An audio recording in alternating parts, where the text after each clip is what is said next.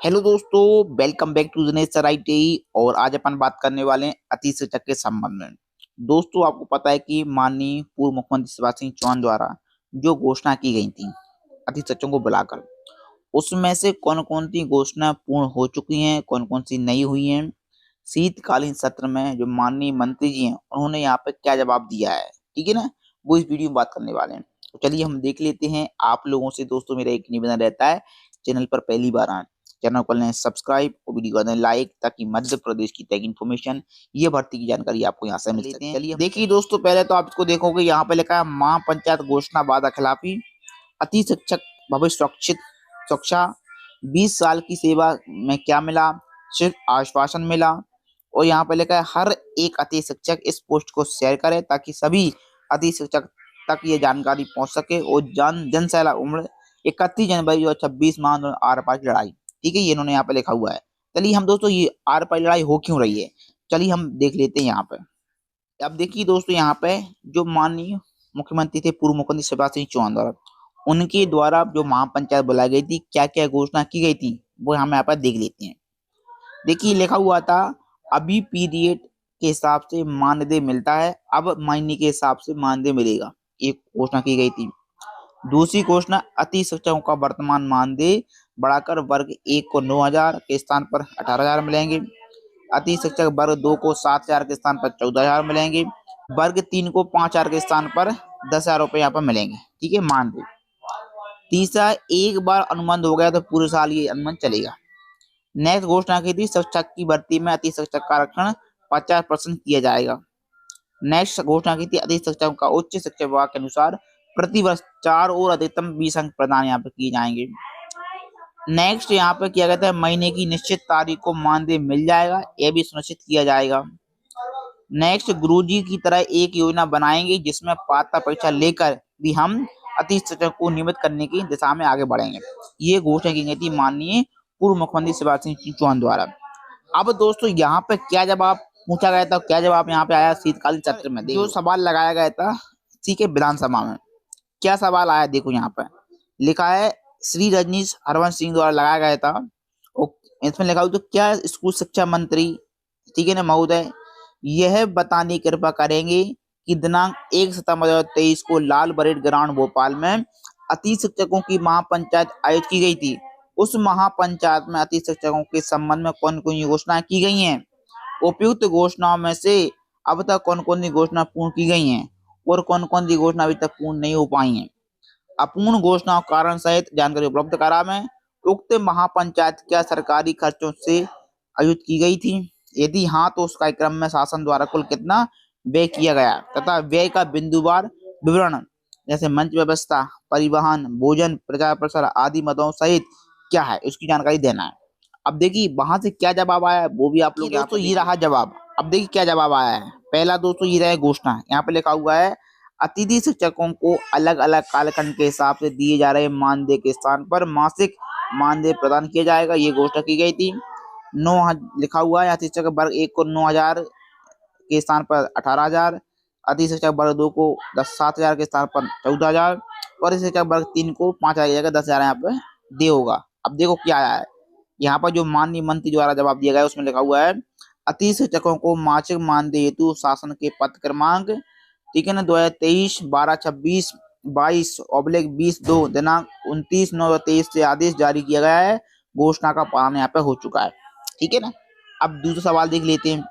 दूसरा सवाल है अति शिक्षकों के साथ अनुबंध पूरे शिक्षा के लिए किया जाएगा क्या, यहाँ पर दिया है अतिथि अध्यापन व्यवस्था तात्कालिक एवं अस्थायी स्वरूप की है, ये इनका कहना है। सामान्य रिक्त पदों पर एवं नियमित शिक्षकों के अवकाश पर जाने या स्थानांतरण या सेवानिवृत्त की स्थिति में अति शिक्षक रखे जाने का प्रावधान है, ये इनका जवाब है। नेक्स्ट जवाब है यहाँ पे शिक्षकों को आगामी भर्तियों में 25% के स्थान पर 50% आरक्षण का लाभ प्रदान किया जाएगा। तो लिखा है भर्ती नियमों में संशोधन किया गया है, घोषणा का पालन हो चुका है, ये इनका कहना है। नेक्स्ट देख लेते हैं, लिखा है उच्च शिक्षा विभाग की बात ही अति शिक्षकों को न्यूनतम 4 एवं अधिकतम 20 अंक अनुभव के प्रदान किए गए जाएंगे। लिखा हुआ है अति शिक्षकों को उनके द्वारा किए गए कार्य के लिए अनुभव के अंक उनके स्कोर कार्ड में 7, 24, 25 से प्रदान किए गए हैं, घोषणा का पालन यहाँ पर हो चुका है। ठीक है, ये इनका कहना है। नेक्स्ट लिखा है नियमित शिक्षक की तरह अति शिक्षकों को प्रति माह नियमित मानदेय प्रदान किया जाएगा। तो लिखा हुआ है प्रति माह अति शिक्षक को नियमित मानदेय प्रदान करने हेतु मध्य प्रदेश शासन के पत्र क्रमांक इतने इतने के तहत दिनांक के तहत निर्देश जारी किए गए हैं। घोषणा का पालन यहाँ पर हो चुका है। मतलब ये पूरा कि भाई उनको यहाँ पर घोषणा का पालन हो चुका है, जो यहाँ पर नियमित जो मानदेय वो मिलना था। ठीक है ना। यहाँ पर नेक्स्ट है, अब इन्हें सवाल यहाँ पर पूछा हुआ है, देखो यहाँ पर सवाल क्या पूछा हुआ है कि गुरुजी नियमितीकरण प्रक्रिया की तरह अति शिक्षक को भी पात्रता परीक्षा आयोजित की जाकर नियमित किए जाने की योजना बनाई जाए। ये इनका घोषणा पत्र में था। लिखा हुआ है वर्तमान में पात्रता परीक्षा एवं तदुपरांत चयन परीक्षा के माध्यम से शिक्षकों की भर्ती का प्रावधान है। फिर लेकर अति शिक्षकों के लिए शिक्षकों की सीधी भर्ती में 50% पद आरक्षित हैं। देखते पदों की संख्या में सीधी भर्ती के पदों के साथ पदोन्नति के पद की संख्या भी यहाँ पे शामिल है। नेक्स्ट लिखा है अतिथि शिक्षक।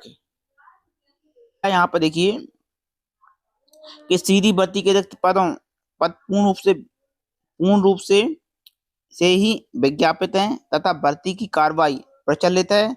सीधी भर्ती के रिक्त पद पर अनुसूचित जाति और अनुसूचित जनजाति बैकलॉग के पद यहाँ पर हैं। नेक्स्ट दिया गया है कि प्राथमिक शिक्षक को छोड़कर शेष में विषयमान में भर्ती कार्रवाई की जाती है। शैक्षणिक योग्यता के साथ व्यावसायिक योग्यता भी आवश्यक यहाँ पर होती है। नेक्स्ट सवाल यहाँ पे आया है इसी में कि अति शिक्षक की व्यवस्था तात्कालिक है। क्या जवाब आया है उनका कि व्यवस्था तात्कालिक है, जबकि सीधी भर्ती आरक्षण प्रावधान के आधार पर प्रवर्ग की जाती है। आरक्षित प्रवर्ग के पदों पर अन्य प्रवर्ग के अभ्यर्थी की नियुक्ति नहीं की जा सकती है। ठीक है, लिखा है अतः अति शिक्षकों के लिए पृथक पात्रता परीक्षा आयोजन में कठिनाई है, इनका कहना है। मतलब ये इनका कहना है कि अति शिक्षकों के लिए पृथक पात्रता परीक्षा आयोजन में कठिनाई है, नहीं ले सकते। इसलिए दोस्तों यहाँ पर ये विवाद यहाँ पर हो चुका है और अति शिक्षक यहाँ पर सड़कों पर उतर चुके हैं और आंदोलन दोस्तों यहाँ पर करने वाले हैं। तो दोस्तों ये यहाँ पे जवाब आया था, ये मैंने आपको बता दिया। इसलिए अति शिक्षक नाराज हैं और अलग अलग तरह के जो पोस्टर दोस्तों वो यहाँ पे किए जा रहे हैं। अब देखिए दोस्तों यहाँ पे एक और यहाँ पे जो पोस्टर छापा हुआ है जिसमें लिखा है 22 दिसंबर का आदेश अति शिक्षकों के साथ छलावा। लिखा है नियमितकरण नहीं तो शोषण भी नहीं। लिखा हुआ यहाँ पे आप लोग चेक कर लें कि सरकार की नजर में कर्मचारी नहीं है। ठीक है ना, पूरा काम पूरा साल अस्थायी, अन्य पदों का भविष्य स्थायी रहेगा। ठीक है, इसके पश्चात हम इसमें यहाँ पर लिखा हुआ है हमें कर्मचारी नहीं मानते पर कर्मचारी जितना काम क्यों लेते हो। फिर लिखा है जादू अति शिक्षक अपने हक के लिए आवाज उठाओ, नियमितकरण हमारा अधिकार है, आंदोलन और संगठित हो संघर्ष हो। ठीक है, संघर्ष करो। ये दोस्तों यहाँ पे अपडेट जारी है। तो दोस्तों आज की इन्फॉर्मेशन रहने वाली है। चलिए फिर मिलते हैं नेक्स्ट वीडियो में नेक्स्ट जानकारी के साथ। वीडियो अच्छा लगा तो वीडियो को लाइक करें, शेयर करें। ओके दोस्तों, थैंक